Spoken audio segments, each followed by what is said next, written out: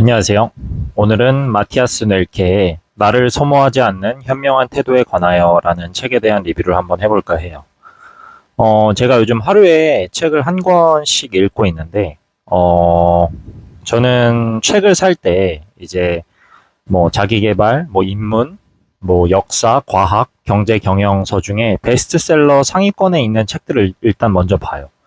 왜냐면은 시대가 뭐 하루가 다르게 빠르게 변하고 있잖아요. 그래서 세상 사람들은 지금 어떠한 책을 많이 읽나를 보면은 이 사람들의 세상 사람들의 삶이 전 어느 정도 보인다고 생각해요. 근데 제가 최근에 또 책을 이제 한 20권 정도 구매하면서 느낀 게 이제는 겸손이 트렌드다라는 생각이 좀 들더라고요. 보면은 지금 자기계발서 중에 상위에 랭크되어 있는 책들은 대부분 책의 주제에 꼭 겸손이 들어가는 그런 책들이 보통 상위권에 많이 랭크가 돼 있더라고요. 네, 이런 모습을 보면은 심리학적으로 인간의 그런 행태나 인간은 모든 부분이 충족되고 또 하나에 머무르는 걸 좋아하지 않는다. 또 이런 생각이 많이 들어요. 왜냐하면 제가 작년까지만 해도 자기계발서의 상위에 랭크돼 있던 책들은 대부분 이제 뭐 역행자 이렇게 좀 자기에 대한 어떻게 보면 성공파리에 관한 책들이 좀 많이 엄청 상위권에 많이 있었거든요. 근데 이제 아무래도 요즘 뭐 저도 그렇게 크게 관심을 갖진 않았지만 대충 보긴 했는데 무슨 이제 그 뭐 역행자의 저자 뭐 자청 분이시죠. 그분도 이제 유명해지다 보니까 뭐 여기저기서 뭐 그걸 털다 보니까 뭐 그런 얘기가 많이 나와서 뭐 환불 사건, 환불 대란이 있었다고 하더라고요. 근데 뭐 저는 사실 그렇게 뭐 관심이 없고 저도 역행자 책을 한 두 번 정도 읽긴 했지만 그 강의는 듣지 않은 사람이기 때문에 뭐 그렇게 막 크게 막 관심이 가진 않지만 결국 그런 것들이 성공파리 이분법에 이제 속지 않기 위해서 사람들이 겸손에 대한 책을 좀 많이 읽고 있는 게 아닐까라는 생각이 들더라고요. 그래서 결국에 제가 봤을 때 유행은 돌고 돌고 이제는 겸손이 트렌드다라는 생각이 좀 많이 들어요.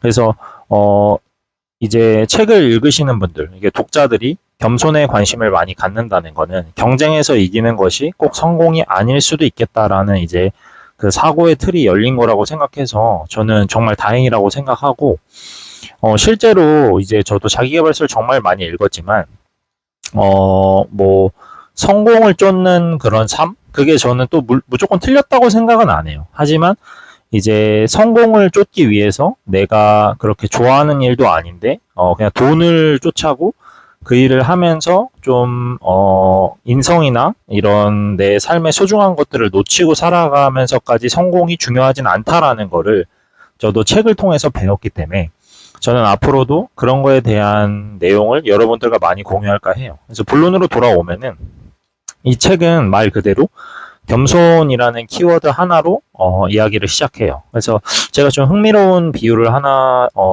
드려볼까 하는데 우리가 이제 언어적인 능력이나 뭐 논리적인 결론을 내리거나 아니면 유머를 구사할 때 그런 능력들을 테스트하는 시험이 있어요. 근데 그 시험에서 성적이 낮은 사람들은 본인 능력을 보통 과대평가한다고 해요. 그러니까 오히려 성적이 낮은데 나는 뭐 얘네보다 잘하겠다 이렇게 생각하는 무리가 있고, 또 반대로 실제로 그 테스트에서 성적이 엄청 높게 나온 사람들은 본인을 엄청 과소평가하는 경향이 있다고 해요.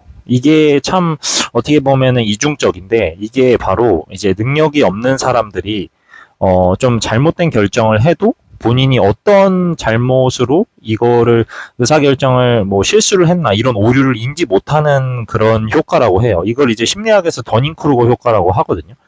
근데 저는 이 효과가 이 책이 주는 가장 큰 그런 교훈이 아닐까라는 생각이 들어요. 그래서 제가 생각하기에 좀 큰 사람이 될 사람들은 본인을 계속 과소평가하면서 낮추고, 우물한 개구리는 본인을 좀 과대평가하고 나 좀 뭔가 된 것 같다라고 생각하는 경향이 저는 좀 강하다고 생각을 해요. 그래서 저도 사실 책을 읽는 이유가 근데 이게 겸손이란 말이 어떻게 보면 정말 진짜 친구같이 좀 친근한 단어거든요. 그래서 겸손? 다들 한번 겸손 생각해 보시면은 겸손 그렇게 어렵지 않을 것 같은데 겸손은 쉽지 않나? 이렇게 생각하시겠지만 실제로 겸손을 계속 유지하는 거는 제가 공부한 바로는 저는 정말 어려운 거라고 생각을 해요. 그냥 단순하게 난 겸손해, 겸손해야지라고 인지하는 게 아니라 사실 겸손이라는 거는 진심에서 나오는 겸손이 중요하거든요. 이 책에서도 가짜 겸손에 대한 얘기가 많이 나와요. 예를 들어서 뭐 정치인들이나 뭐 기업 회장들이 보면은 뭐 예를 들어서 기업 회장들이 사람들 앞에서는 그냥 소형차를 몰고 이제 그 카메라나 사람들의 시선이 없어지면 본인이 진짜 모는 뭐 스포츠카나 외제차를 몰고 다닌다든지 이런 거 저희는 정말 많이 듣고 봐왔잖아요. 그런 가짜 겸손을 얘기하는 게 아니라 사실 이 책에서 얘기하고자 하는 거는 진심에서 우러나오는 겸손을 어떻게 하면 우리가 세팅하고 살아갈 것인가에 대한 그런 해답을 알려준다기보다 그런 방향이나 이런 걸 제시해주는 책이라고 생각하시면 돼요. 그래서 겸손으로 시작해서 겸손으로 끝나요. 근데 저는 좀 많은 생각을 할 수 있게 해준 책이고, 그리고 또 하나 느낀 거는 겸손이란 게 제가 좀 이야기가 샜지만 다시 본론으로 들어오면 정말 쉬워 보이지만 저는 인생에서 가장 어려운 태도 중에 하나라고 생각이 돼요. 왜냐하면 이 겸손이 약간 이런 거거든요. 겸손해야겠다. 이럴 땐 겸손해야지. 이렇게 생각해서 나오는 겸손은 저는 겸손이 아니라고 생각해요.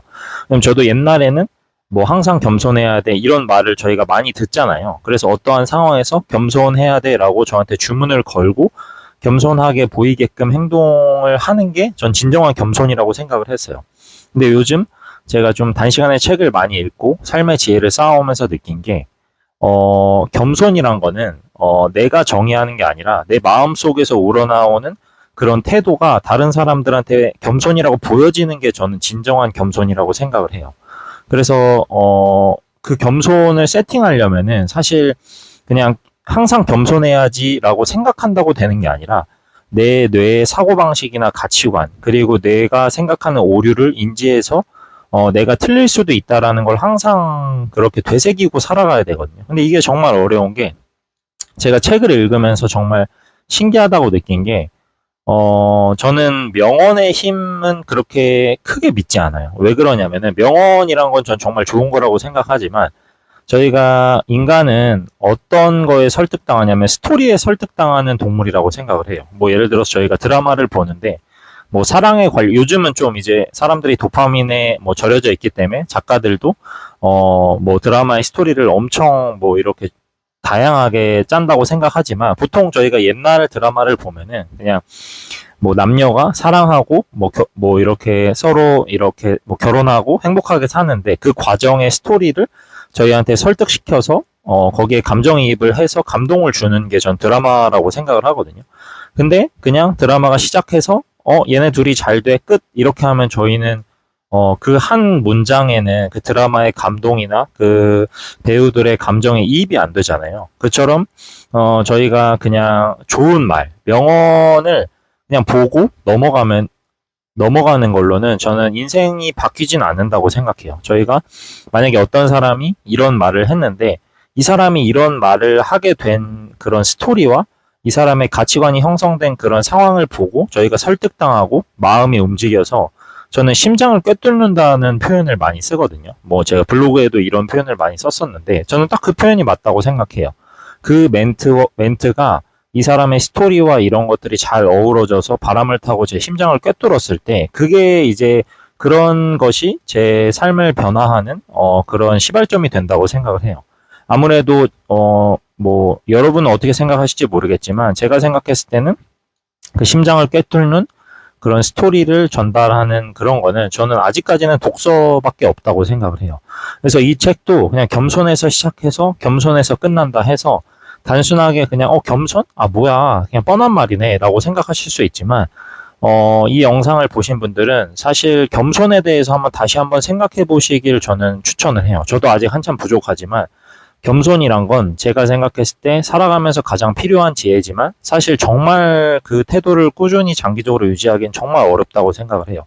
그래서 제가 책을 읽는 이유도 겸손이라는 태도를 유지하기 위해서 책을 읽고 책이 저를 그 겸손이라는 지혜로 자꾸 이렇게 끌어가 준다고 저는 생각을 해요. 그래서 그 겸손이란 태도를 유지하려면은 자꾸 다른 사람의 생각이나 지혜나 그런 지식을 배우려고 하고, 배움과 겸손은 저는 같이 간다고 봐요. 애초에 겸손의 반대말이 이제 뭐 자만이잖아요. 자만하는 사람 중에 끊임없이 배우는 사람은 저는 없다고 생각해요. 그래서 겸손은 결국 배움이고, 배움은 저희가 계속 사고하면서 누군가한테 처음엔 지식을 배울지언정 결국 그 지식이 내 마음속에서 지혜가 되는 게 그런 겸손이란 태도를 유지할 수 있는 그런 밑바탕이라고 생각을 해요. 그래서 겸손은 쉽게 얘기해서 정말 쉬운 단어지만 마음속 깊은 곳에서부터 그걸 세팅하기가 정말 어려운 것이기 때문에, 다들 한번 겸손에 대해서 만약에 이 영상을 보고 겸손에 대한 좀 생각이 열리셨다면은 겸손에 대한 가치관을 잡을 만한 책을 한번 읽어보시길 저는 추천을 드려요. 그래서 그 중에 이 책도 지금 자기계발서의 상위에 랭크가 돼 있는데, 저는 겸손에 대한 좀 생각의 틀을 넓히기에 충분히 좋은 책이라고 생각이 돼서 이렇게 영상으로 리뷰를 남기게 되었어요. 다음에는 이제 좀 인문학 쪽에 있는 책을 리뷰를 하게 될 건데, 오늘 이 책을 읽고 저는 좀 겸손에 대한 생각이 좀 더 좋은 쪽으로 사고가 많이 튀어서 정말 좋은 시간이었고, 제가 느낀 기분을 한번 느껴보고 싶으신 분들은 이 겸손에 관한 책, 꼭 이 책이 아니어도 되니까 겸손에 관한 책을 한번 읽어보시길 저는 추천드립니다. 감사합니다.